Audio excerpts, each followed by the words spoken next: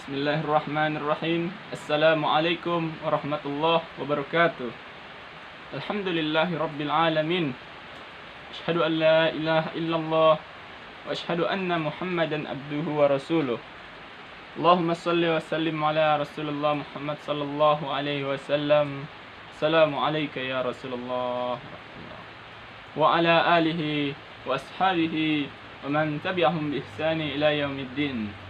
وقال الله تعالى في القرآن الكريم أعوذ بالله من الشيطان الرجيم يا أيها الذين آمنوا أطيعوا الله وأطيعوا الرسول وأولي الأمر منكم وقال الرسول في كتابه الحديث أعوذ بالله من الشيطان الرجيم بسم الله الرحمن الرحيم من أراد الدنيا فعليه بالعلم ومن أراد الآخرة فعليه بالعلم ومن أرادهما فعليه بالعلم Sadaqallahul azim wa sadaqar rasul nabiyul karim. Amma ba'd. Ikhwah fillah rahimakumullah. Saudara-saudariku yang dirahmati Allah Subhanahu wa taala. Marilah kita senantiasa meningkatkan ketakwaan kita kepada Allah Subhanahu wa taala yang mana masih memberi kita rahmat, karunia serta kasih sayangnya kepada kita semua. Salawat serta salam marilah kita haturkan kepada junjungan kita baginda Sayyidina Rasulullah Muhammad sallallahu alaihi wa ala alihi wasallam yang telah membawa umatnya dari zaman kejahiliaan, zaman kebodohan pada zaman pengabdian kita kepada Allah Subhanahu wa taala. Ikhwah fillah rahimakumullah. Dalam kehidupan kita di dunia ini tak bisa kita pungkiri lagi bahwa kita tidak akan bisa hidup tanpa adanya ilmu.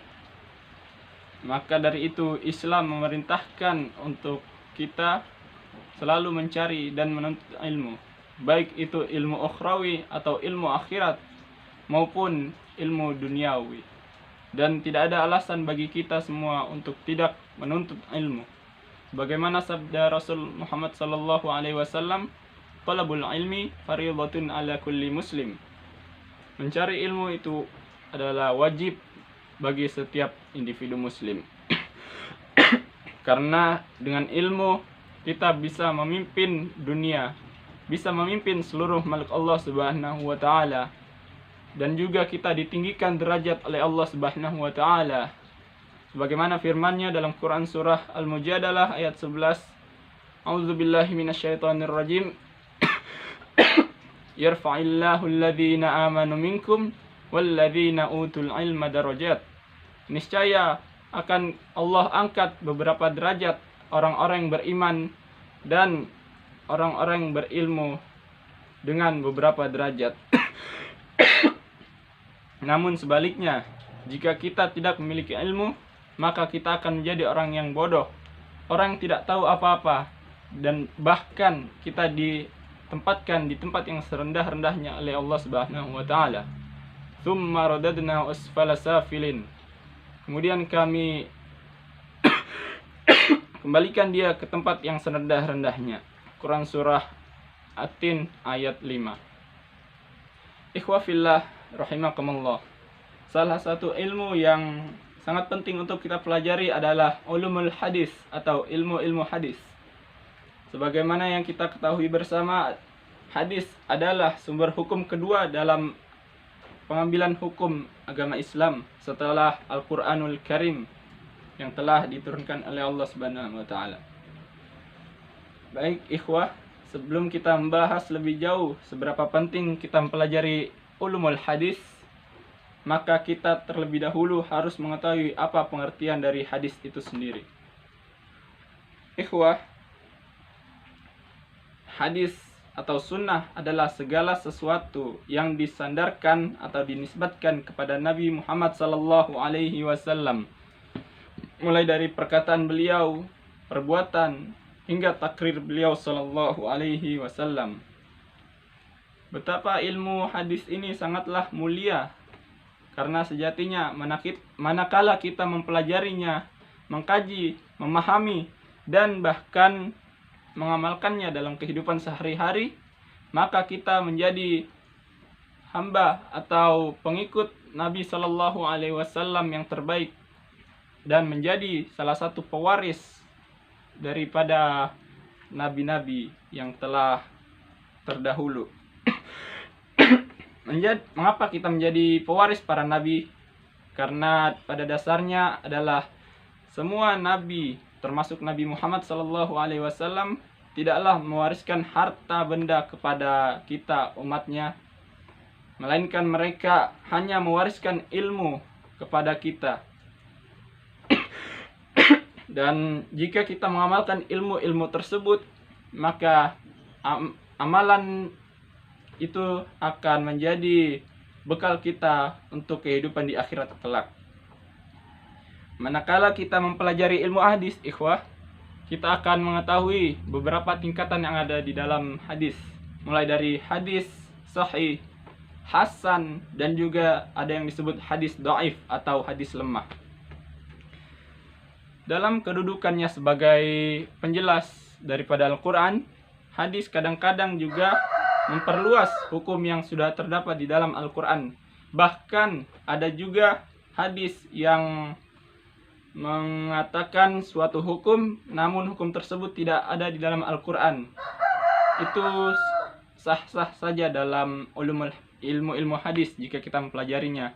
Dan bahkan Allah mempertegas juga untuk kita mengikuti seluruh apa yang dikatakan oleh Rasulullah di dalam hadis. Allah berfirman, "Ya ayyuhalladzina amanu atiullaha wa atiur rasul." Wahai orang-orang beriman, taatilah Allah dan taatilah Rasulnya. Ikhwah fillah rahimakumullah. Biasanya dalam pembahasan ilmu hadis itu ada beberapa macam yang kita pelajari, mulai dari sanad atau silsilah sanad atau silsilah dalam perawi hadis yang sampai kepada Rasul sallallahu alaihi wasallam.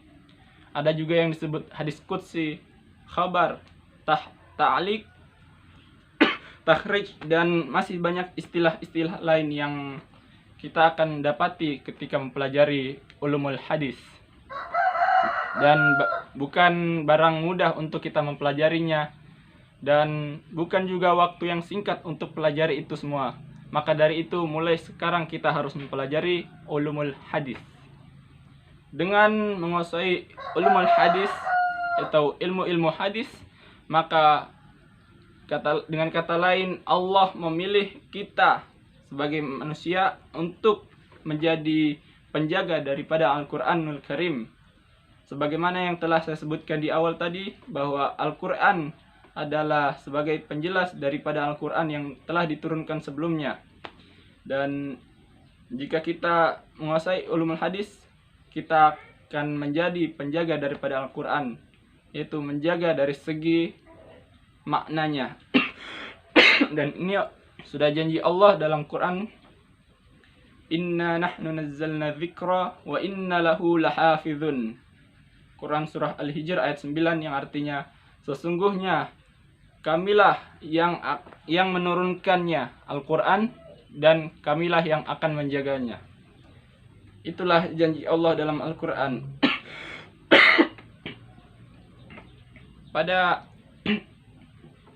ikhwah fillah, pada saat muncul permasalahan yang tidak terjelaskan secara spesifik di dalam Al-Quran, dan permasalahan itu muncul setelah wafatnya Rasulullah sallallahu alaihi wasallam dan para sahabat as-sabiqunal awwalun, maka disinilah fungsinya hadis sebagai patokan para ulama-ulama untuk mengeluarkan fatwa-fatwa yang selanjutnya disebut ijma. Salah satu permasalahan terbesar dalam ilmu hadis adalah banyaknya pemalsu-pemalsu hadis yang hadir. Dan mereka mengatakan hadis tersebut berasal dari Rasul sallallahu alaihi wasallam. Namun itu tidak benar. Maka dari itu sangat pentinglah kita mempelajari ilmu hadis ini agar kita mengetahui mana hadis yang sahih, hasan, dhaif, dan juga hadis palsu, atau istilah dalam bahasa Arabnya itu hadis maudhu. Ikhwah fillah rahimakumullah. 14 abad yang lalu Nabi Shallallahu Alaihi Wasallam telah mengatakan kepada kita, "Faman kadzaba alayya bani lahu baitun fi jahannam." Barang siapa berdusta atas namaku, maka akan dibangunkan rumah baginya di neraka Jahannam. Hadis riwayat At-Tabrani. Inilah sebabnya mengapa kita dilarang untuk memalsukan hadis, karena ancamannya begitu berat, disampaikan langsung oleh Rasulullah sallallahu alaihi wasallam. Ikhwah fillah rahimakumullah. Di akhir saya ingin menyampaikan beberapa kesimpulan bahwa setelah kita menuntut ilmu, apa yang harus kita lakukan? Maka yang pertama itu kita harus bermuhasabah atau mengevaluasi diri.